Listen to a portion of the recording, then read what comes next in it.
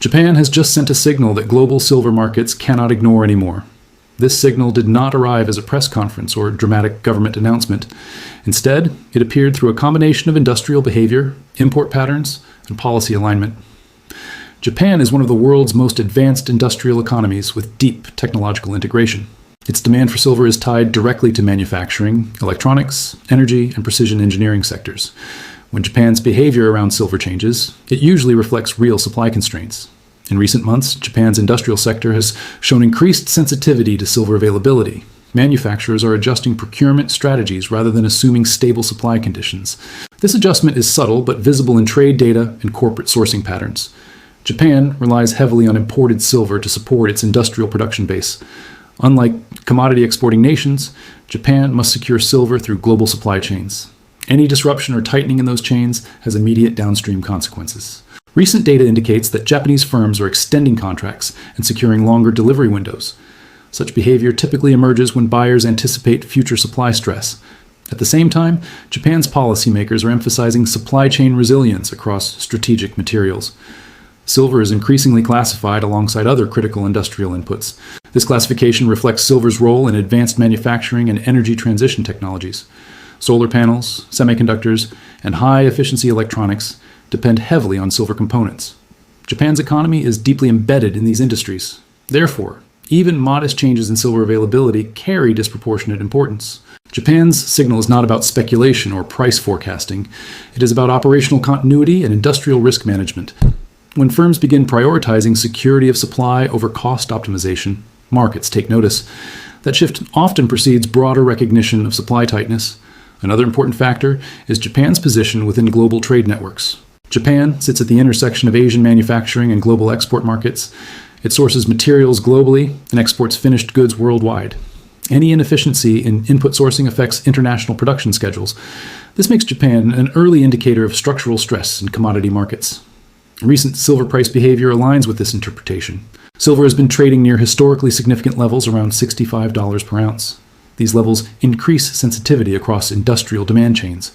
When prices rise and remain elevated, buyers reassess assumptions about availability. Japan's response suggests concern not just about price, but about access. That distinction is critical for understanding what is unfolding. Price volatility alone does not cause procurement shifts of this magnitude. Supply uncertainty does. Japan's signal also emerges against a backdrop of broader global pressures. Mining investment has lagged long-term demand growth for silver. New projects face regulatory, environmental, and financing constraints. At the same time, industrial usage of silver continues to expand. Energy transition initiatives require significant quantities of high-purity silver. Electronics miniaturization increases silver intensity per unit of output. These structural trends are not short-term. They build slowly and then become visible through buyer behavior. Japan's actions reflect awareness of these dynamics. Rather than reacting to a crisis, Japan appears to be positioning ahead of one. This is consistent with its historical approach to supply chain management. Japanese firms tend to prioritize stability over short-term profit maximization. They plan years ahead rather than quarters ahead. When such firms change behavior, it is rarely accidental. It usually reflects careful internal analysis. Japan's trade flows further reinforce this interpretation. Recent import data suggests shifts toward securing reliable sources rather than spot purchases. This reduces exposure to market disruptions, but increases pressure on available supply. Other buyers observing this behavior may respond similarly. That feedback loop can tighten markets even without headline shortages. This is how perceived scarcity becomes real scarcity, not through hoarding, but through synchronized risk management. Japan's signal also coincides with a rising attention from institutional participants. Banks, trading houses, and industrial financiers monitor Japanese procurement closely. They understand its implications for downstream markets. When Japan begins acting defensively, it raises red flags across the system. This does not mean silver is unavailable today. It means confidence in future availability is being questioned. That distinction is subtle but powerful. Markets often move on confidence before fundamentals become visible. This is why Japan's signal matters now. It arrives at a moment when silver prices are already elevated. It arrives when investment demand is re-entering the market. It arrives when industrial demand remains structurally strong. Together, these factors amplify each other. Japan's behavior adds credibility to concerns about supply tightness. It grounds abstract discussions in concrete industrial action. This is not a rumor spreading on social media. It is a measurable shift in how a major economy sources critical inputs. For observers willing to look beyond headlines, the message is clear. Silver is no longer being treated as abundant. It is being treated as strategic. And when strategic materials show signs of constraint, markets eventually respond. Not immediately, but decisively. This is why Japan's signal deserves careful attention. It may represent an early stage of a broader adjustment, an adjustment that unfolds quietly before becoming widely acknowledged. Japan's signal does not operate in isolation within the global silver market ecosystem. It interacts directly with pricing mechanisms, institutional behavior, and long-term supply planning. To understand what this means, we must look beyond headlines and focus on market structure. Silver pricing is shaped by futures markets, physical flows, and industrial procurement cycles. When a major industrial economy adjusts procurement behavior, futures markets eventually reflect it. This reflection does not occur instantly or dramatically in most cases. Instead, it emerges through changes in volatility, liquidity, and price acceptance zones. Silver's recent behavior near historically elevated price levels provides important context. Prices are not simply spiking and reversing, which would indicate speculative excess. Instead, silver is spending time consolidating at higher levels. Consolidation at elevated prices often signals institutional acceptance rather than retail enthusiasm. Institutions prefer stability, not sudden price acceleration. Japan's signal reinforces this stability by validating underlying demand assumptions. When industrial buyers confirm demand resilience, downside risk perception changes. That change affects how institutions allocate capital and manage exposure. Large funds, banks, and trading houses respond differently than short-term traders. They focus on long-term balance between supply security and price risk. Japan's actions suggest that future supply security is becoming a priority concern. This priority shifts how institutions evaluate silver's role within portfolios. Silver begins to be treated less as a cyclical commodity. It starts to resemble a strategic industrial input with monetary characteristics. This dual identity complicates pricing but strengthens long-term demand support. Institutional investors pay close attention to signals from advanced manufacturing economies. Japan's economy functions as a bellwether for industrial supply chain health. If Japan signals stress, others infer similar risks may soon emerge. This inference can influence hedging behavior across multiple sectors. Producers may hedge future output more aggressively to lock in margins. Consumers may secure forward contracts to protect production schedules. These actions reduce available spot supply even without physical shortages. As spot availability tightens, price sensitivity increases across the market. This process is incremental but cumulative.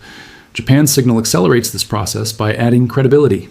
It transforms theoretical concerns into observed behavior.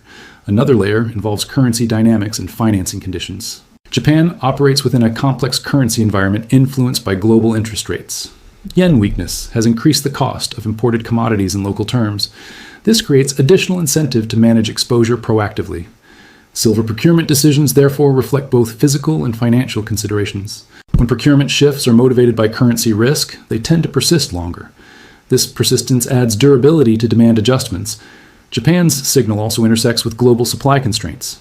Silver mining output growth has struggled to keep pace with demand expansion. New supply projects require long development timelines and regulatory approvals. Short-term supply elasticity remains limited under current conditions.